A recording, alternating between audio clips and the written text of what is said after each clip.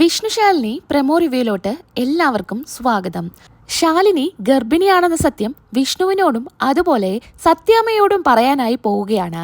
ഇതേ സമയം അവിടെ ശ്യാമയുടെ സീമന്തം നടന്നുകൊണ്ടിരിക്കുകയാണ്.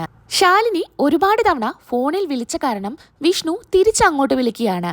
ഇതേ സമയം ശാലിനി പറയുന്നുണ്ട്, എനിക്കൊരു സന്തോഷ വാർത്ത പറയാനുണ്ട്, ഞാൻ അങ്ങോട്ടേക്ക് വരികയാണ്, വീടിന്റെ പുറത്ത് ഞാനുണ്ട്, ഏട്ടനൊന്ന് പുറത്തോട്ട് ഇറങ്ങി വരുമോ എന്ന് ചോദിക്കുകയാണ്. അങ്ങനെ വിഷ്ണു പുറത്തോട്ട് പോകുന്നുണ്ട്.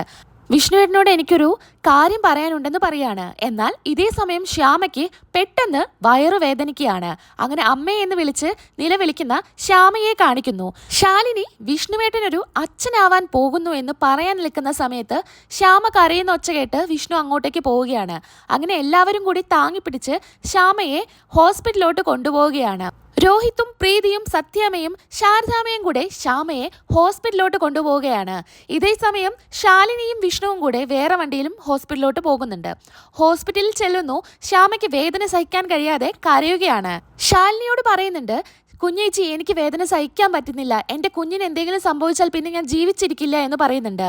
ശാലിനി പറയുന്നുണ്ട്, മോളെ നീ വിഷമിക്കരുത്, ഞാൻ കൂടെ ഇല്ലേ, നിന്റെ കുഞ്ഞിന് ഒന്നും സംഭവിക്കില്ല എന്ന് പറഞ്ഞ് ഉള്ളിലോട്ട് കയറ്റി വിടുകയാണ്. ഈ സമയത്ത് എരുതിയിൽ എണ്ണ ഒഴിക്കാനായി സുസ്മിതയും അങ്ങോട്ടേക്ക് വരുന്നുണ്ട്. സുസ്മിതയുടെ വാക്കുകൾ കേട്ട് വളരെ ദേഷ്യത്തോടെ നിൽക്കുന്ന വിഷ്ണുവിനെയും കാണിക്കുന്നു. അതിനുശേഷം ശാലിനിയോട് പറയുന്നുണ്ട്, ഈ അസത്ത് എന്താ ഇവിടെ വന്ന് നിൽക്കുന്നത്, ഇവളെ ആരെ ഇങ്ങോട്ടേക്ക് വിളിച്ചത്? വിഷ്ണു പറയുന്നുണ്ട്, അതെന്താ അമ്മേ, ശാലിനിക്ക് ഇങ്ങോട്ട് വന്നൂടെ, ശാലിനിയുടെ അനിയത്തിയാണ് ശ്യാമ, ആ ബന്ധം നമുക്ക് മുറിച്ചു കളയാൻ പറ്റില്ലല്ലോ എന്ന് പറയുന്നുണ്ട്. അങ്ങനെ ദേഷ്യത്തിൽ നിൽക്കുന്ന സത്യാമ്മയെയും കാണിക്കുന്നു. പിന്നീട് ശാലിനി വേദന കൊണ്ട് പുളയുന്നതാണ് കാണിക്കുന്നത്.